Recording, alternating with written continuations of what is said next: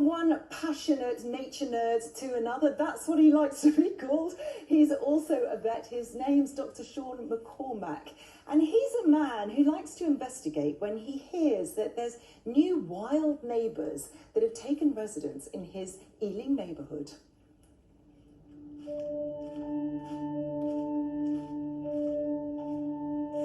I couldn't believe it when I heard a rumour of a surprising mammal species in my local park. I read the social media post that day, and I was down the park that very same evening.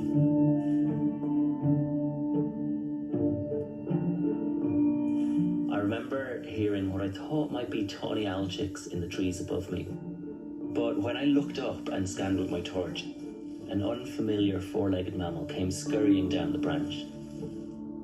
It turns out the rumours were true.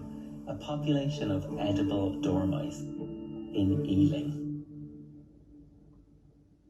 Ever since then, I've been coming out to spot these nocturnal mammals, and I'm seeing them pretty regularly. It's sitting here watching me, and I can see its two ears moving. Like this, it's listening. I'm delighted. This really is like a needle in a haystack.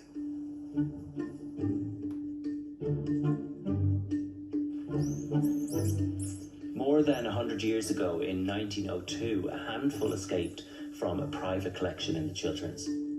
But here in Ealing, we're some 35 miles away. And they're not just turning up in the tree canopy. Edible dormice love to live in buildings like this during the summer. They'll seek warmth and shelter here during the day before going out and feeding in the trees at night.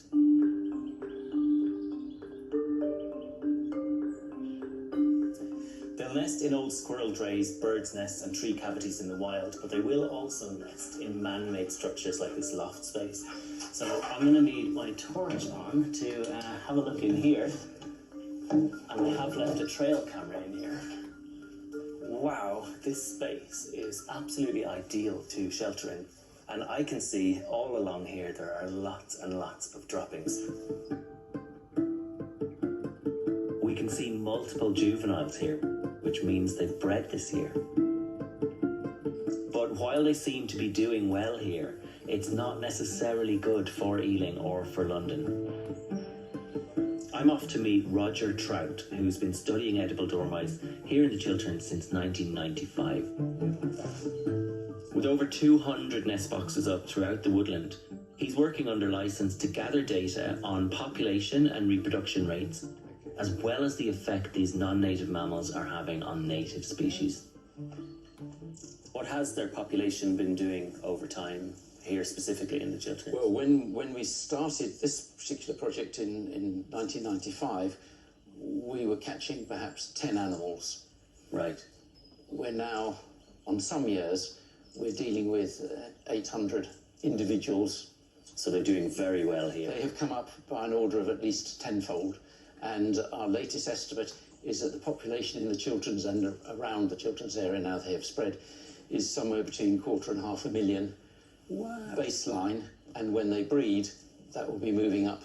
Okay. The numbers as well. So they really have, after 120 years, they've suddenly seemed to have got going. Okay, so looking at the size of this adult, I think I'm seeing juveniles the last few weeks in Ealing. Yes. She is really big. She is a serious size. Hello, you. Right, so here's an adult female. Now, Roger, I know you're not going to like me for this, but they are quite cute. Well, they may look cute on camera, Yeah. but actually they're really bad news. As an non-native invasive species, in a good year, when there are lots of animals out, they may be taking 50% of the whole nesting birds. Yeah. In this wood. That's what I've been measuring over the last 10 years. We know that they're disturbing bats, displacing them out of bat boxes. Yeah. And once they get into houses, they're really bad news. They will just follow all the pipework from floor to floor. They can be in the cavity walls, underneath the ceilings, eating cables.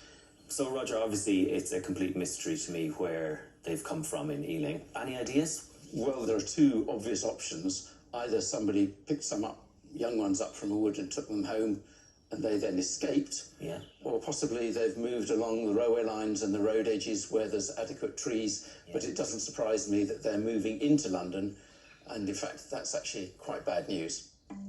With all of Roger's data collected for today, it's time to reunite the family. With her 2 babies.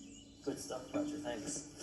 Well, despite these being very adorable looking, they are an invasive species and they're not without their problems. So I'm very interested to find out how extensive their population is in Ealing and West London.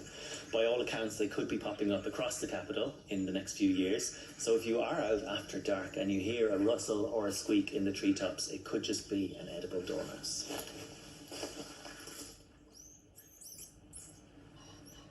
Ooh, that is a little bit of a dilemma.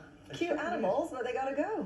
Yeah, and do you know what? I've never seen an edible dormouse. That's another one for my bucket list. Well, not here. Well, not in Wales, Sophie. No, not in Wales.